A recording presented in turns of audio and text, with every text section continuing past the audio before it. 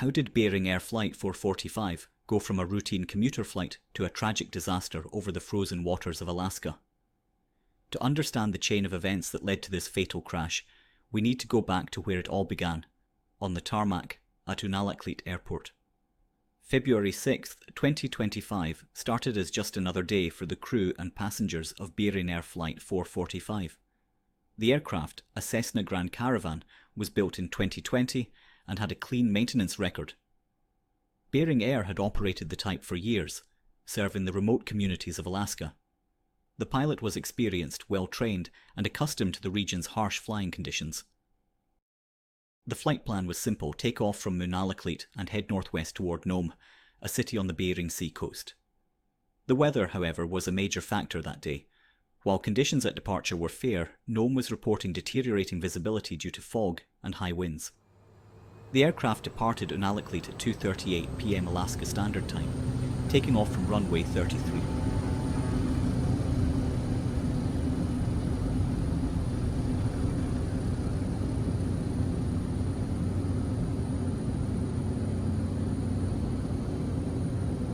Climbing to 7,700 feet, the pilot settled into cruise toward Nome, a journey expected to take just under 2 hours.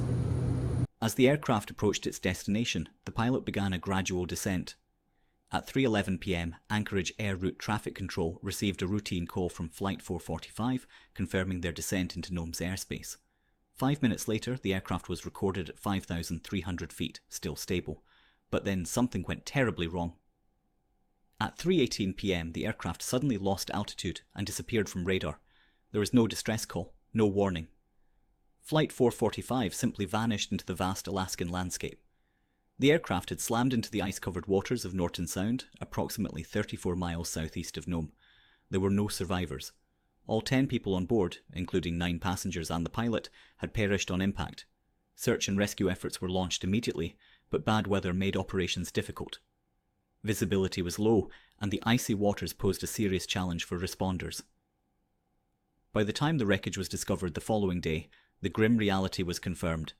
Bering Air Flight 445 was lost. The response effort was massive.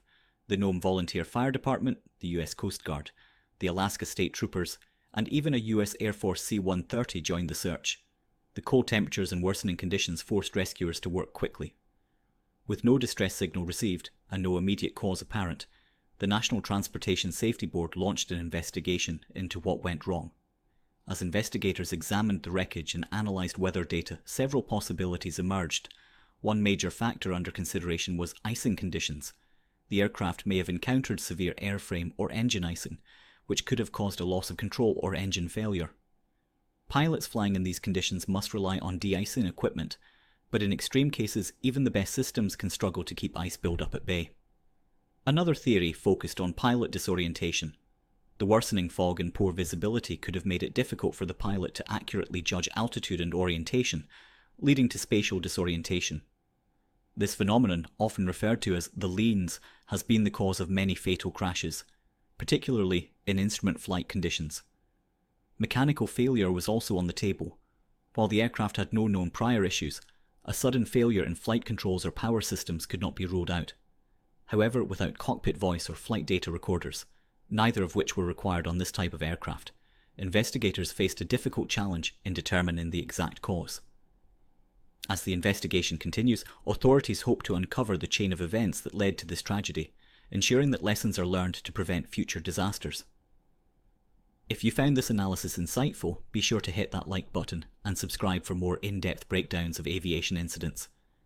Let us know in the comments if there's an air disaster you'd like us to cover next. Thanks for watching.